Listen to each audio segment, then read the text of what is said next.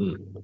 Hey, how's it going, New Jerseyans? Hope everyone's doing good. This is Hans. We're back live though. Pretty much was just gonna give an update what was going on with the petition signatures. So, I got a message. There's a couple highlights I gotta cover,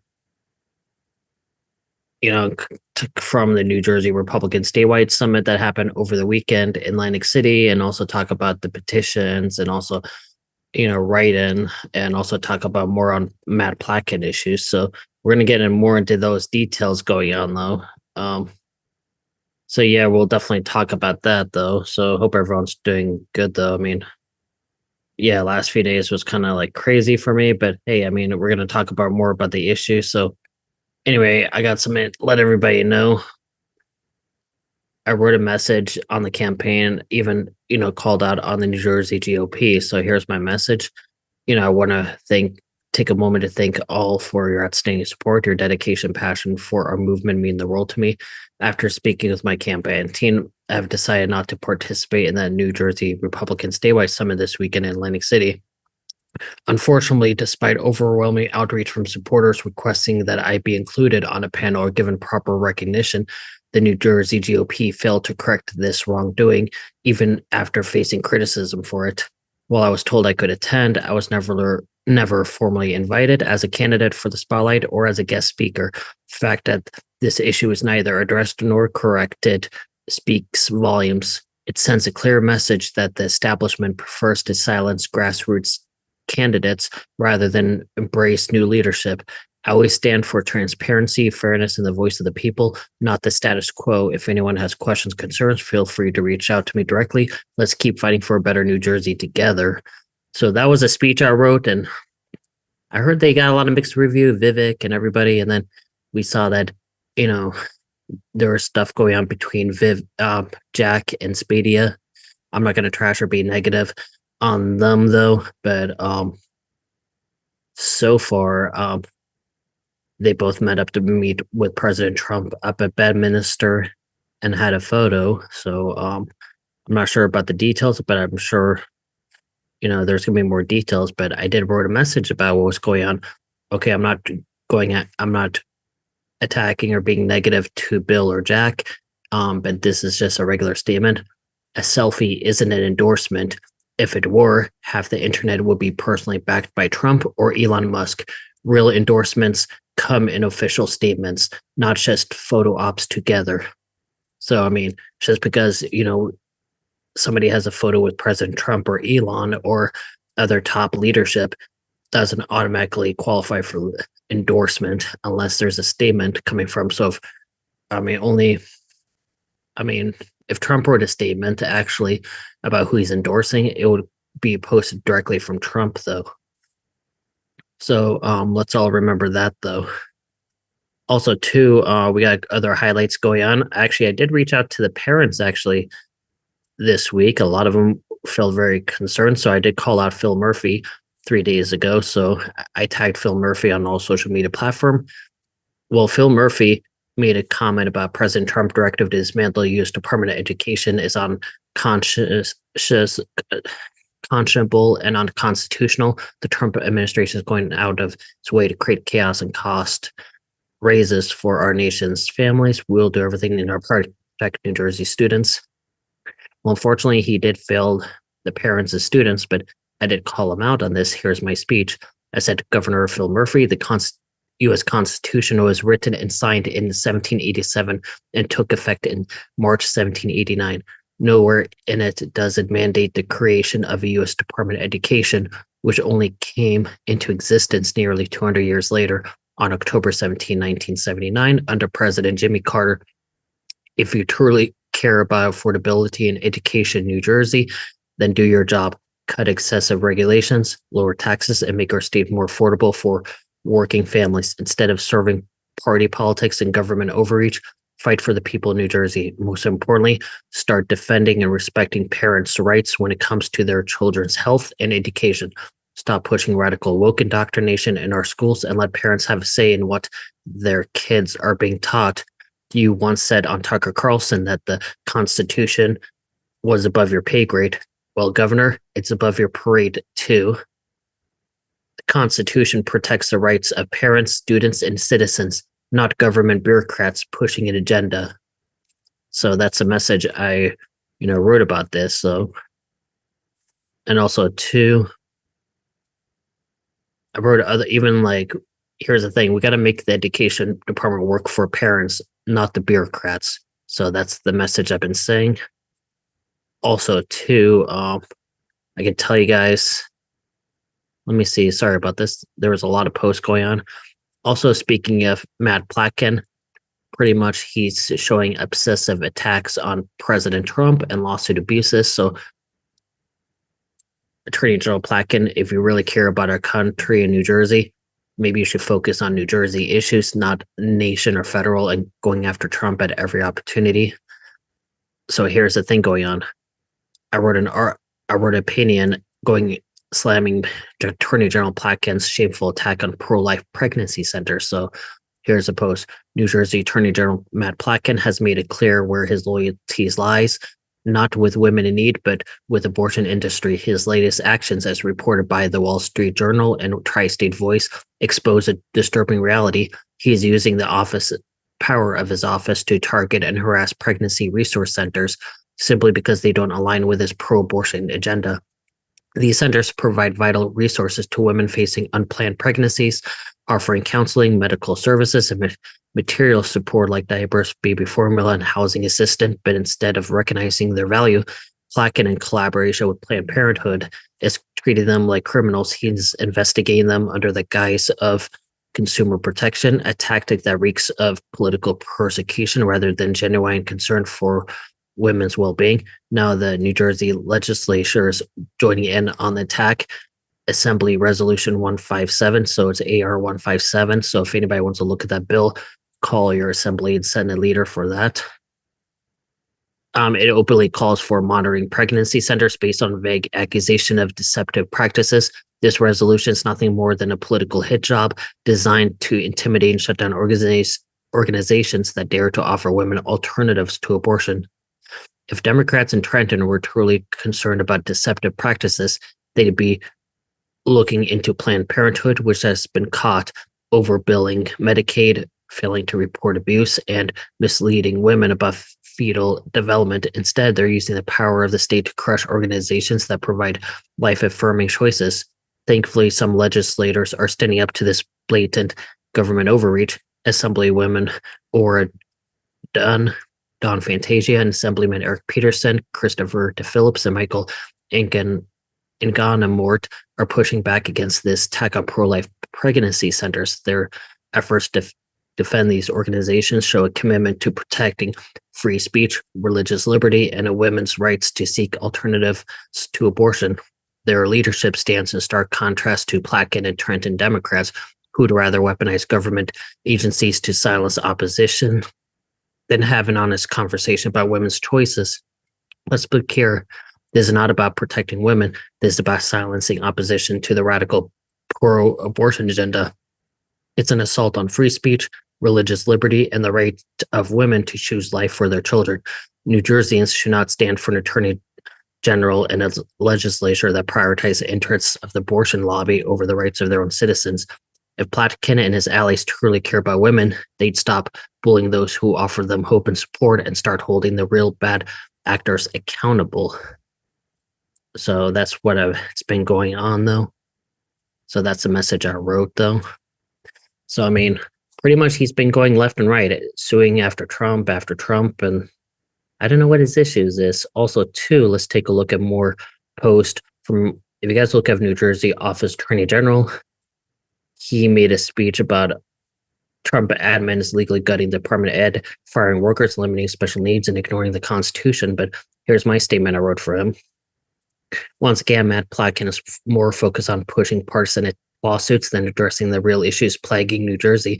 Instead of grandstanding against the Trump administration, why isn't he fighting the rampant crime in our cities, the fentanyl crisis killing our residents, or the unconstitutional policies Governor Murphy continues to impose on hardworking New Jerseyans? Platkin's priorities are clear: political theater over public safety. On top of that, his Nonstop lawsuit abuse is wasting millions in taxpayer dollars just to score political points. New Jersey families are struggling under high taxes, rising crime, and economic uncertainty. Yet Platkin is more interested in using their hard-earned money to fund his partisan legal battles. The people of New Jersey deserves an attorney general who enforces the law, not one who uses his office to play political games. It's time to put New Jersey families first, not Matt Platkin's political agenda. So I did say this many times.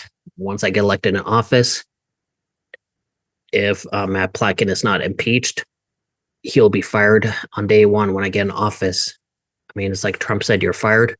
I would say, Matt Platkin, you're fired. And that's what's going to happen, though. I mean, it's getting out of hand. So what's going on with that? Also, too, I'm going to tell you as a truth, though, there are some people making false statements about President Trump. So here's the thing. There's been some misinformation circulating about cuts to Pell Grants and federal student loans under the Trump administration.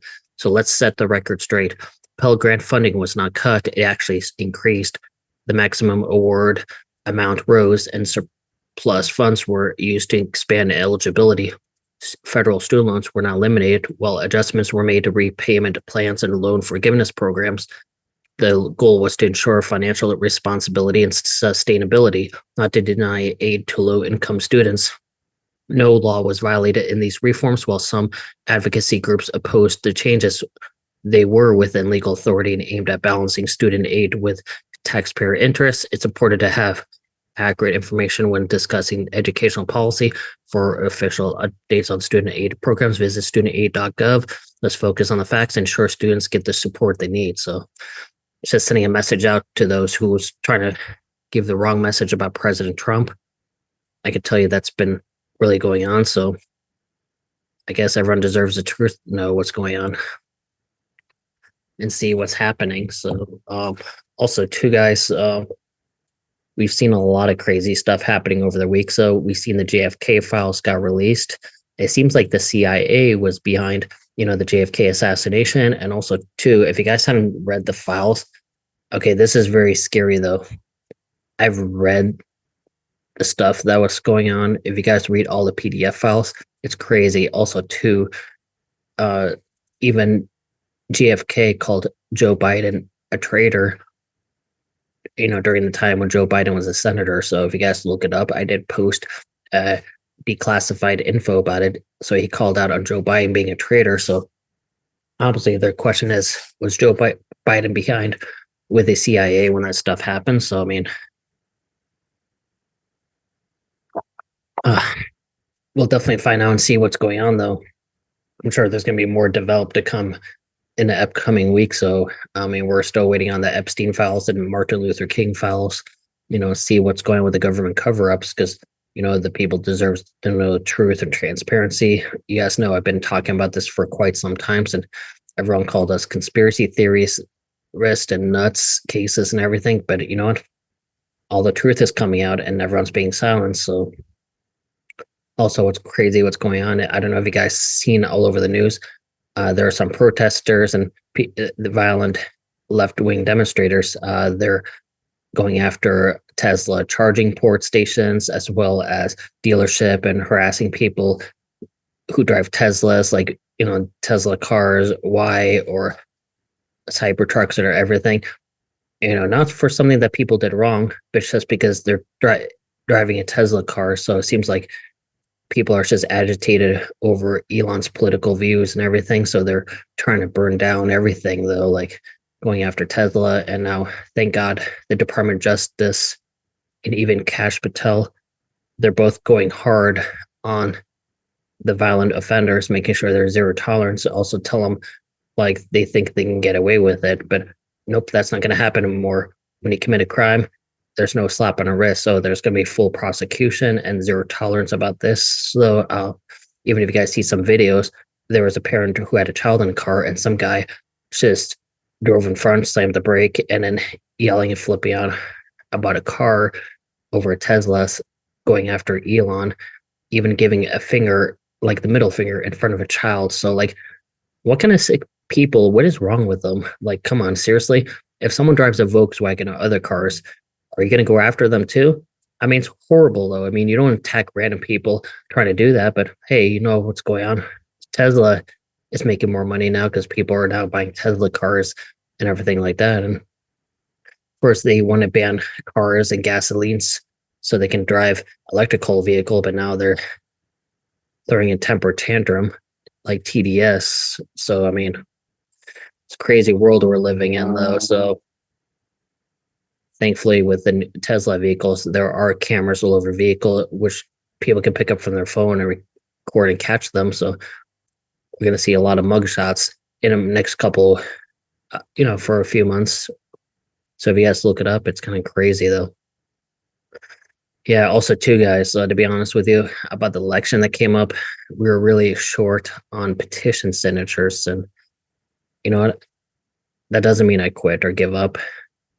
What my game plan is going to be is, though, I'm actually going to do a write-in candidate, running for office. So, I mean, the establishment has been silenced about this, and even they did not send me invite whatsoever. So I'm just very concerned about that. So that's why I'm going to keep fighting till the primary, as a write-in candidate. But I do got some goals coming up, but I won't announce it till after the primary.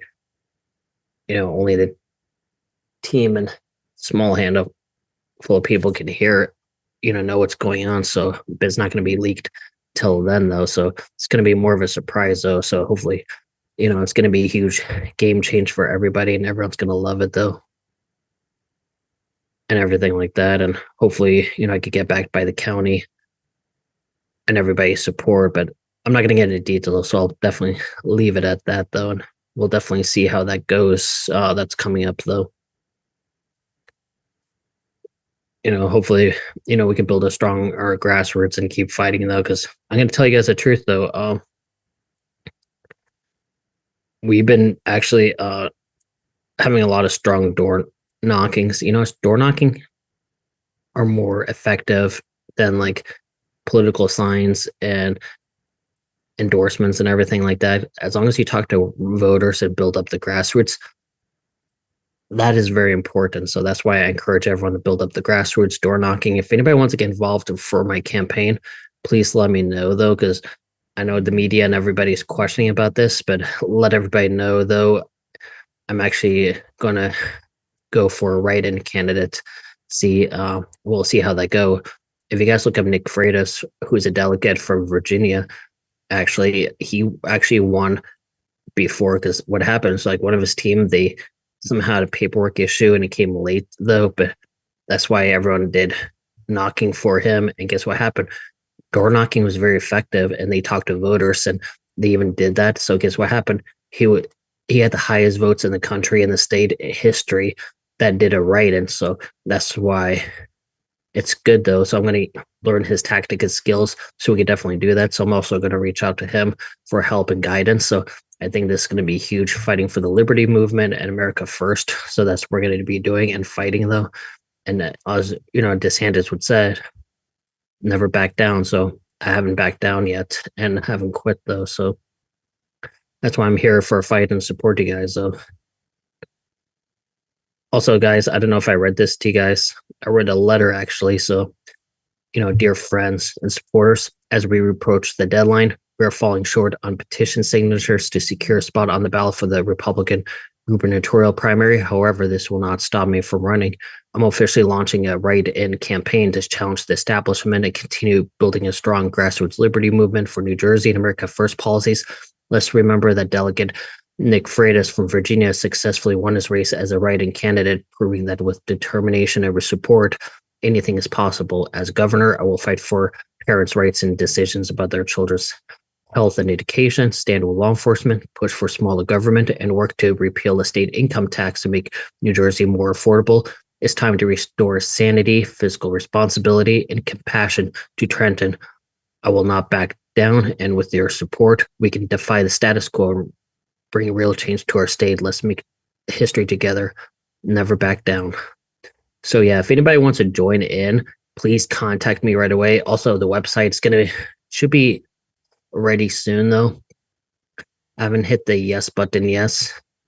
yet though, kind of things, but hopefully by end of the week or maybe way before. So we'll see how that is. But I'll keep you guys posted. So if you guys follow me on X and Facebook and Instagram and all social media platforms and TikTok, I'm on, even YouTube. We can definitely check that out though. Also, too, check out other places too, guys, as well. Tomorrow after 7 o'clock, around 7ish, I'm going to be going live on X Space, formerly Twitter. I'm going to bring the founder of Wake Up New Jersey and other people. We're going to talk about important issues that's been going on in New Jersey, talk about everything going on. I mean, we're not going to attack campaigns or anything like that.